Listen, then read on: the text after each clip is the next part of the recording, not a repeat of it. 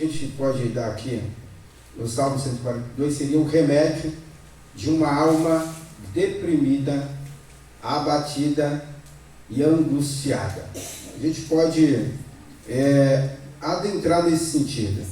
Se quiser ligar o ventilador, eu sei que lá fora está friozinho, mas aqui dentro está quente, pode ligar, tá bom? Vamos lá, queridos. Os Salmos, ele contém 7 versículos, se eu não me falha a memória, deixa eu ver se vocês lembram. 7 versículos, é um salmo pequeno, mas é lindo demais porque é uma oração de um homem angustiado.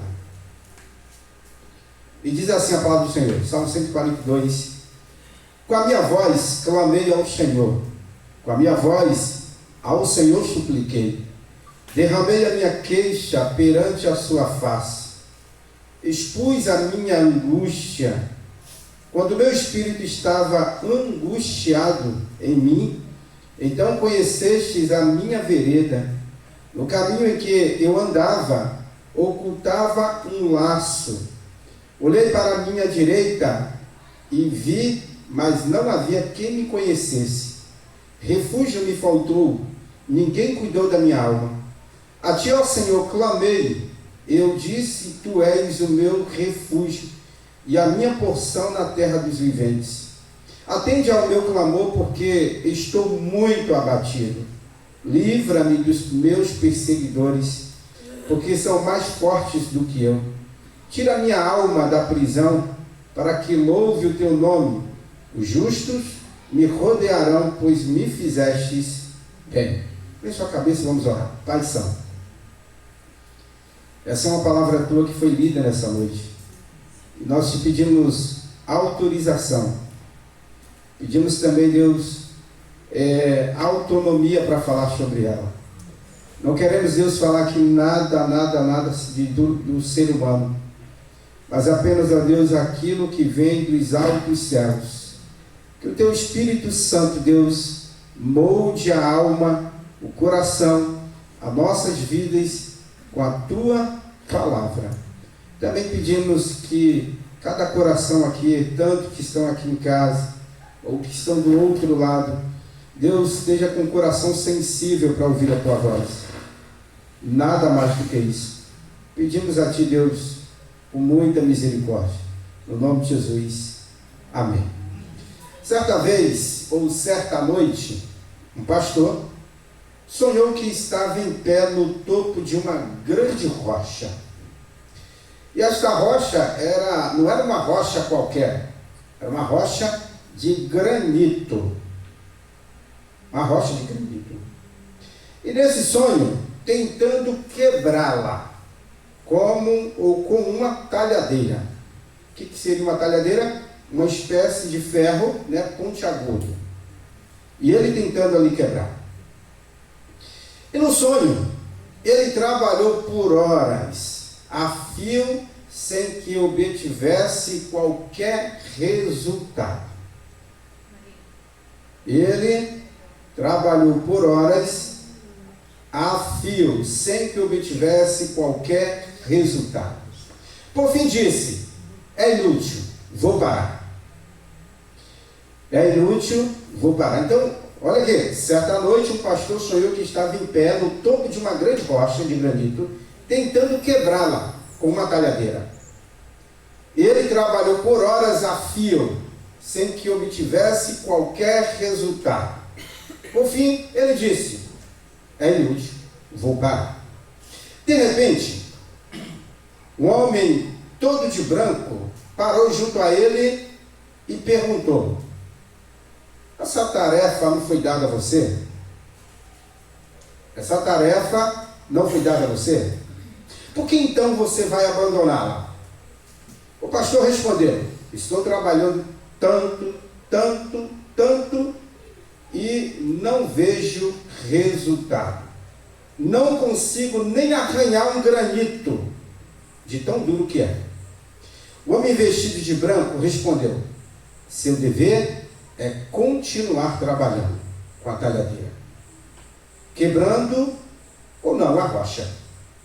O trabalho é seu, os resultados estão em outras mãos. entendendo que você já sabe de quem apenas, entendendo que você já sabe de que tem que apenas trabalhar. O pastor então reanimou naquele sonho e se voltou a trabalhar, ou seja, voltou com sua talhadeira a quebrar aquele granito enorme. Mas os mesmos desafios se apresentavam, mas com algumas mudanças. Dentre elas, a mudança do ânimo, totalmente diferente.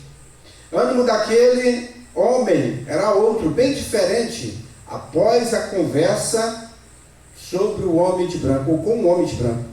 Mudou toda a mente e visão. Quando a gente vê esse sonho e olha para o resultado do Salmo 142, tem algo muito similar entre as duas partes. O rei de Israel também passou por momentos de desalentos, desencorajamento e até uma pontinha de depressão. Uma dessas ocasiões foi quando um arqui-inimigo chamado Saul, estava próximo da caverna aonde o rei onde Davi estava escondido com seus homens. Verdade é que aquela caverna aparentemente parecia um refúgio. Verdade é que aquela caverna parecia uma proteção. Todavia, se o rei Saul adentrasse aquela caverna, seria o último fôlego de vida do rei Davi, ou de Davi. O fato é, queridos, que os Salmos do 142, ele nos revela algumas verdades. E tem um paralelo aí com o Salmo 157, o versículo 7, que ele revela a sua fraqueza, revela o seu lamento e revela o seu desânimo típico de quem está extremamente cansado e sobrecarregado e abatido, conforme podemos ver no verso 3, capítulo 3. Contudo, esse salmo não é de maneira alguma uma declaração da derrota, ou de desistência. Não. Na verdade, o Salmo 142 é um salmo, na verdade, esperançoso, de que, na verdade, o refúgio de uma pedra, de que o refúgio de uma caverna não era suficiente para proteger, na verdade, o rei Davi, mas o Todo-Poderoso, o Rei dos Reis, o Senhor dos Senhores. Um salmista que estava não em busca da desistência diante das derrotas que poderia estar sofrendo, mas o seu coração estava esperançoso diante de Deus, diante de um servo, sendo um servo que sabia em quem confiar, em quem estava em busca. Por isso, o salmo age como remédio, mas não é qualquer coisa, é um remédio que vai trazer um alento, como se fosse uma dose homeopática, ao coração, à alma daquele salmista que estava aparentemente abatido. E olha o que ele diz no verso 1: com a minha voz clamei ao Senhor, com a minha voz ao Senhor supliquei, derramei a minha queixa perante a sua face, expus-lhe a minha angústia. Eu gosto de uma palavra do próprio Jesus, que ele diz o seguinte: olha, quando quiseres, deixa eu ver se eu lembro dessa palavra, é a de entrar no seu quarto, como é que é o texto lá, me lembra aí, entra no teu quarto, fecha a tua porta e fala com o teu Deus, o teu pai secreto. Quando eu volto um pouquinho para o apóstolo Paulo, ele diz que as vossas petições, os vossos pedidos devem ser todos conhecidos diante de Deus com ações de súplicas e ações de graças. Toda vez quando eu vejo a busca de homens de Deus, da mulher de Deus, toda vez a sua fala é em busca de quê? De derramamento diante de Deus. Um ato público que eu vi e que houve a sabedoria vinda dos altos céus Foi um momento em que uma das mães gritou lá: este filho é meu. E aí a outra disse: não, esse filho é meu. E começou uma confusão ali, uma confusão. Esse filho é meu, não, esse filho é meu. O rei Salomão, o que ele faz? Pega a bainha lá, pega a espada, por favor. Isso. Agora pega a criança e corta no meio. E aí o que surge com essa informação? Quando a mãe, que tinha um coração voltado para... Não, meu senhor, não mate a criança. Deixe a criança com ele. E a outra que disse: mata! Eu quero que acabe. Pairou-se uma confusão. O salmista, na verdade, ele está dentro de uma caverna, gritando a sua alma a Deus: Deus, olha, eu me derramo diante de ti.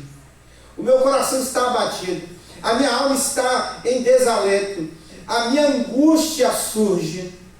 E Deus ouviu a oração deste homem. Eu expus a minha angústia diante de ti.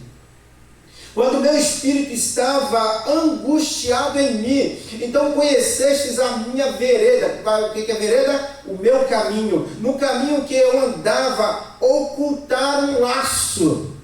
O salmista está dizendo o seguinte: que estavam planejando laços contra ele, que estavam criando armadilha. Eu já fui daqueles meninos que andava com estilingue, e aquele, a gente chamava de uma sacolinha do lado ali, não era bornar, mas tinha um nomezinho ali.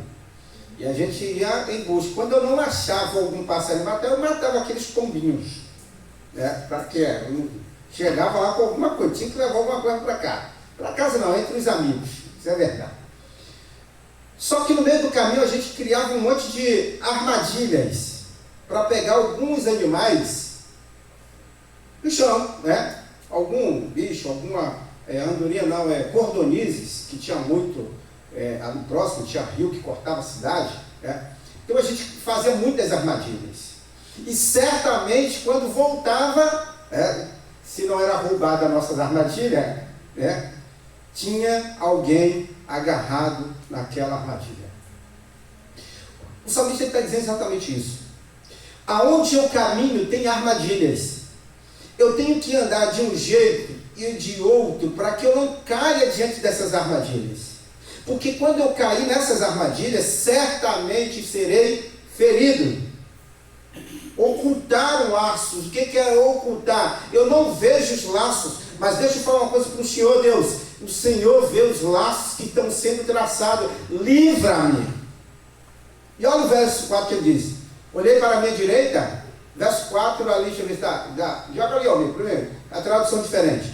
Olha o verso 4. Olhei para a minha direita e vi, mas não havia quem me conhecesse. Refúgio me faltou. Ninguém cuidou da minha... Ele agora está questionando, o salmista está questionando, que ele olhou para um lado, eu não tenho ninguém que me ajude. Olhou para o outro, até os meus amigos fugiram de mim. O meu espírito está desanimado, o meu coração está... Olha o Misão que pulou com 43, é o 42, por favor. 42, versículo 4. Aqui eu estou na João Ferreira de Almeida, ali deve estar na NVI. Olha para a minha direita e vê. Ninguém se preocupa comigo. Olha o chororô do salmista. Não tenho abrigo seguro. Não tenho nenhuma casa para repousar a cabeça. Ninguém se importa com a minha vida. Aí, vê se eu dá lá o 5. Por favor. Clama a ti, Senhor, e digo: tu és o meu refúgio. És tudo que tenho na terra dos viventes. Eu estou peregrinando pela terra, mas eu não tenho absolutamente nada, porque eu olho para um lado, problema. Eu olho para o outro, problema. Eu olho para a frente, armadilha. Eu olho para trás, armadilha. Senhor, pelo amor do Senhor Jesus, pelo amor de Deus, eu só tenho um Senhor nesta terra de vivente. Então o salmista está aqui extremamente angustiado, extremamente abatido, extremamente em desalento com a sua alma. Por quê? Ele vai para um lado, a sua verdade não é a sua verdade. Ele vai para o outro, a sua verdade não é a sua verdade. Até os seus amigos duvidam da sua verdade. Lembra de Jó? Jó estava lá com um problemão na mão. E o problema era a questão da saúde. Não sabe o problema? Quando ele vai conversar com seus amigos dizem, eu sei que você aprontou no verão passado. Ah, eu sei. Você arrumou um problema lá, né? Por isso que Deus está te castigando. Por isso que Deus está aprontando contigo.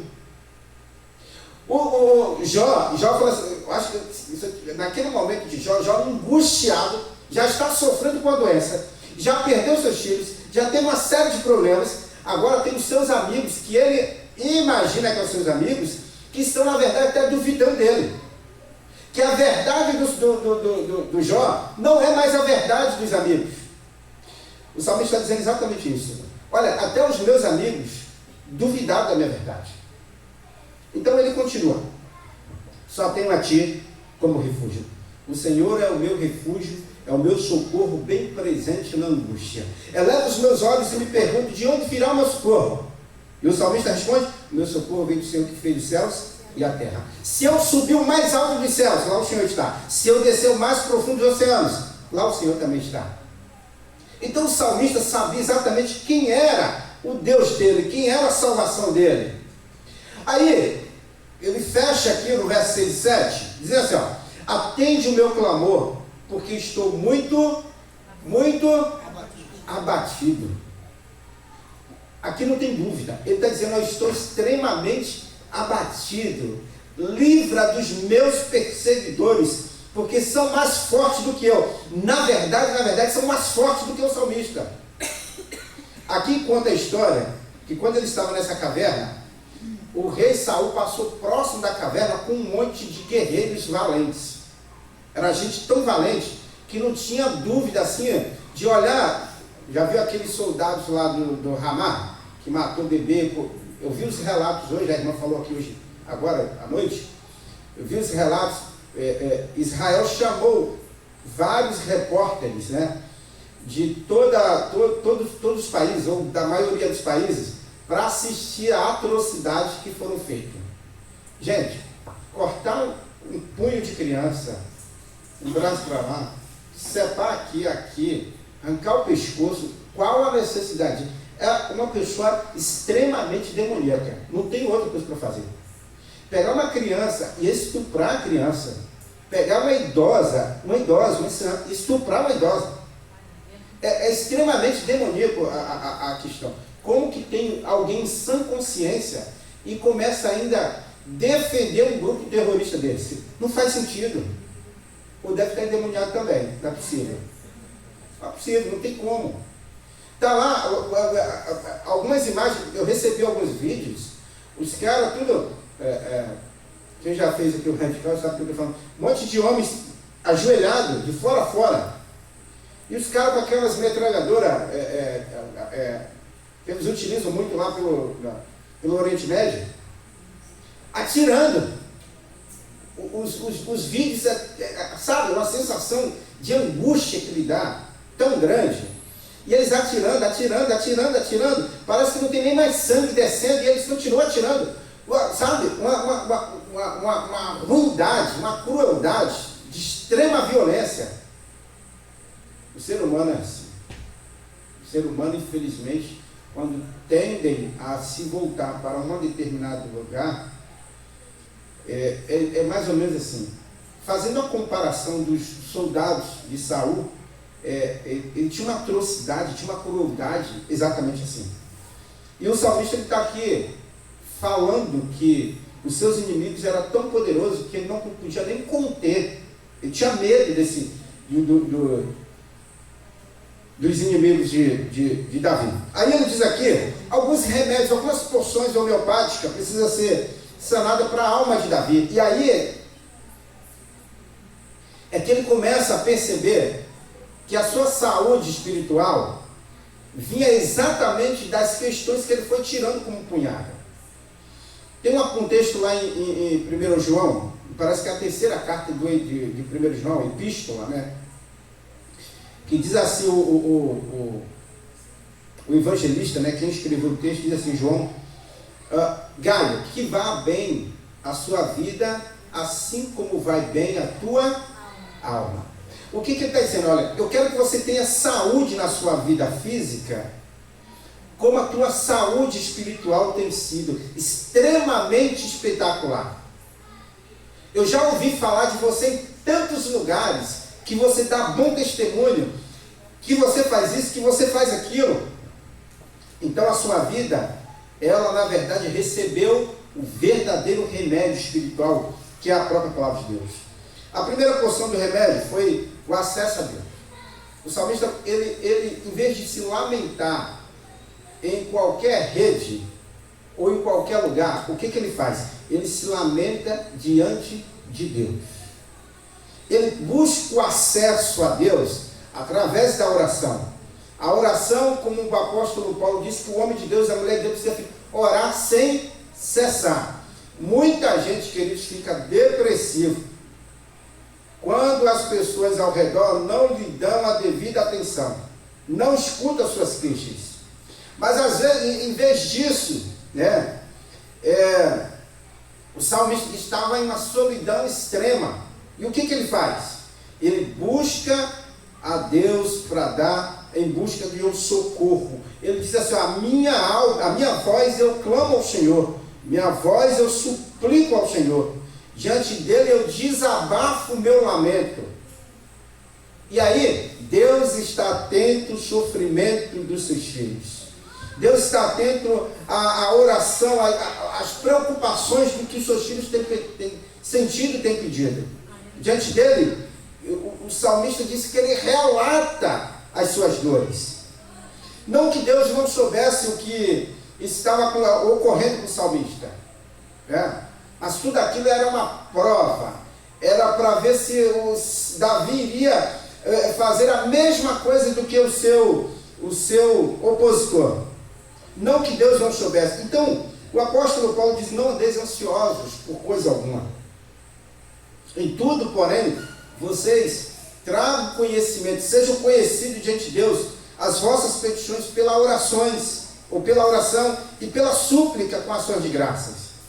Fazer isso foi a primeira dose de remédio para a depressão, para o desalento, para as preocupações, para a situação caída do salmista.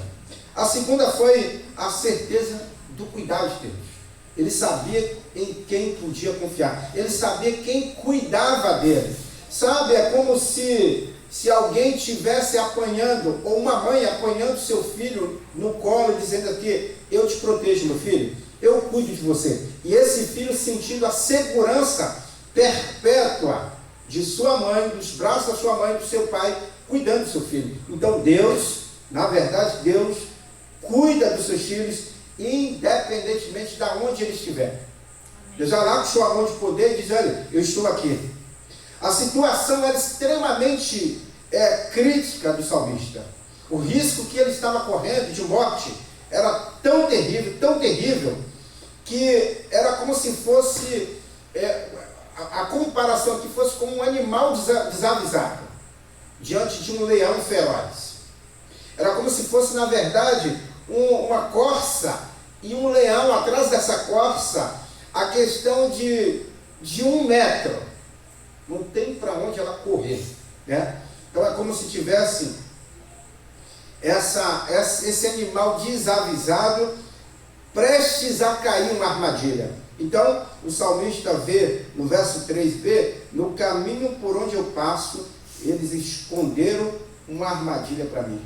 Seu antigo amigo, temeroso de que o rei voltasse contra ele, também se calava. Ou seja, até os seus amigos se calaram. Até os seus amigos, conforme o verso 4 diz, que se calaram com medo dos seus opositores. Olha que coisa terrível, né? Ficar: não vou falar nada, tal, aquilo outro, porque eu não sei o que vai acontecer. Então, olha o que ele diz, verso 4: olha a minha direita e vê. Tradução nova aqui: olha a minha direita e vê, não há quem se importe comigo, não tenho para onde escapar, não há quem se interesse por mim. Olhando para isso, dá para perceber que Davi não se sentia acuado, apenas pela falta do esconderijo geográfico. Mas na verdade, ele também ele tinha percebido que os seus amigos também tinham medo, ou seja, ele não tinha onde se abrigar. Os seus amigos, ele olhava para os seus amigos e dizia assim: olha, nem os meus amigos acreditam em mim, nem os meus amigos me dão o socorro que eu preciso.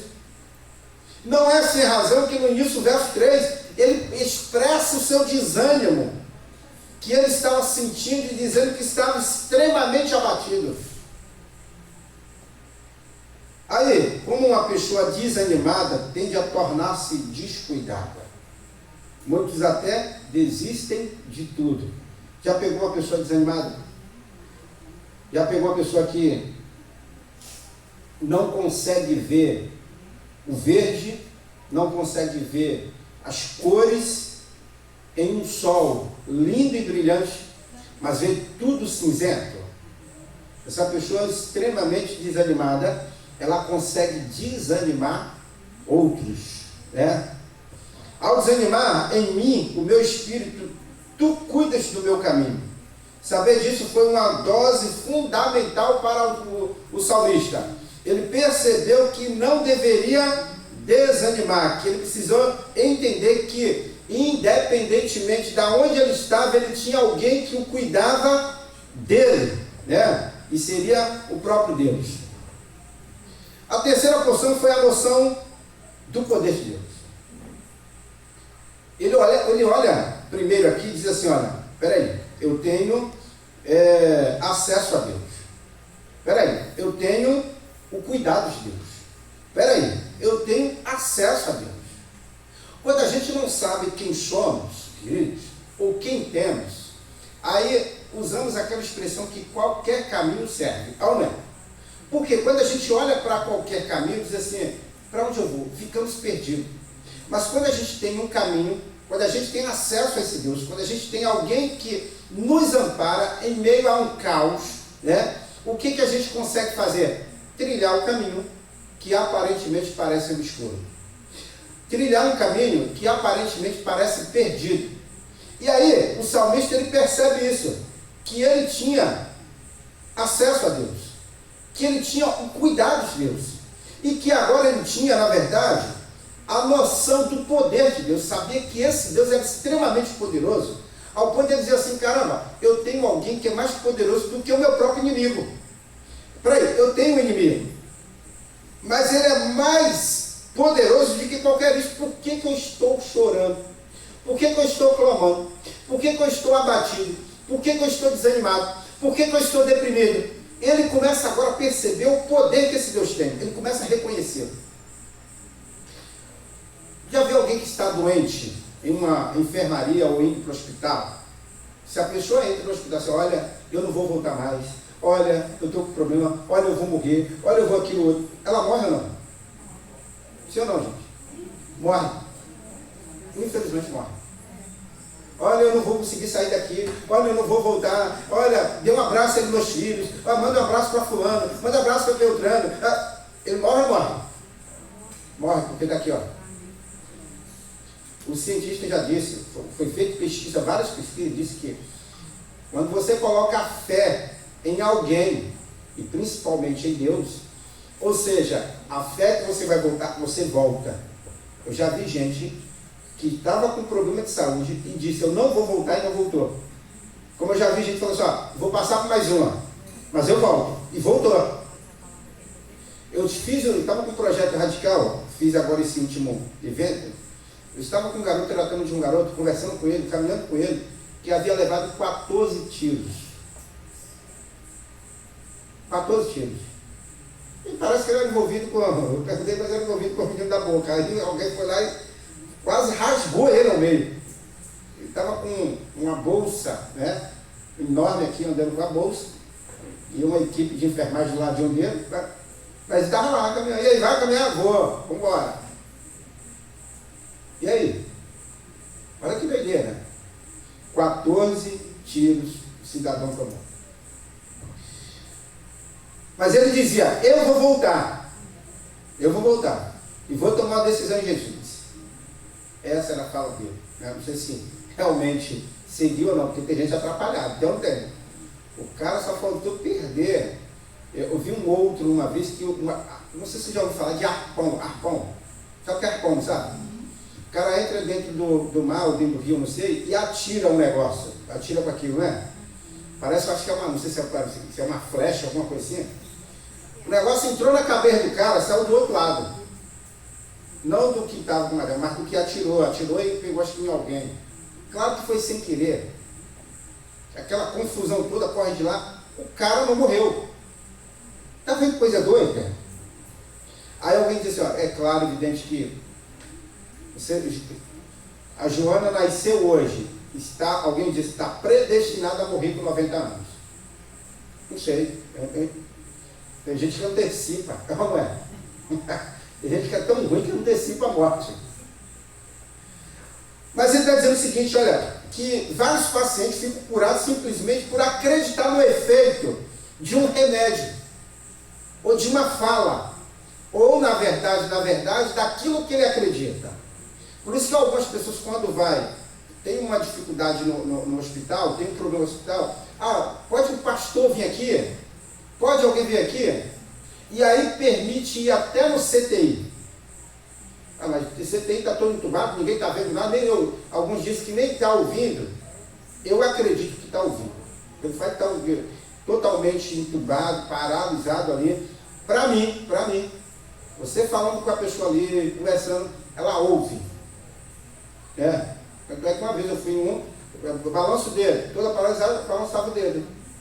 Fazia sinal com o dedo. Enfim. Então, ela acredita, ela crê e consegue se levantar daí. Aqui é aparentemente um tratamento, uma fala aparentemente. Agora imagina você crer extremamente no Senhor Todo-Poderoso. Saber em quem você vai confiar, saber em quem vai te proteger, saber quem é o seu Deus. Tem gente que anda com Deus, mas não sabe quem é Deus. Já ouviu, quer ver a história lá do cidadão da estrada de Emaús? Emaús, está certo, né? Os dois discípulos caminhando e vai perguntando, tu não sabe da história não? Rapaz, você mora onde? Rapaz, você é muito dormioco, né? Você mora onde mesmo? Você é de outra terra? Por quê? A notícia que corre na cidade, estou em todos os lugares da cidade, a vibe de hoje, os noticiários de hoje, é que Jesus, o Nazareno, morreu. Tu não quer saber essa história, não? Eles estavam com Jesus, estavam do lado de Jesus, e eles achando que era quem? Um jardineiro. Está andando com Jesus e não sabe quem é Jesus. A gente tem, ou algumas pessoas têm o hábito de andar com Deus e não saber com quem está andando. O salmista aqui sabia, o Senhor eu clamo a ti dizendo, tu és o meu refúgio. Agora, para a gente encerrar, então ele percebe, que ele estou muito desfalecido, é o mesmo que estou extremamente esgotado. Estou extremamente esgotado.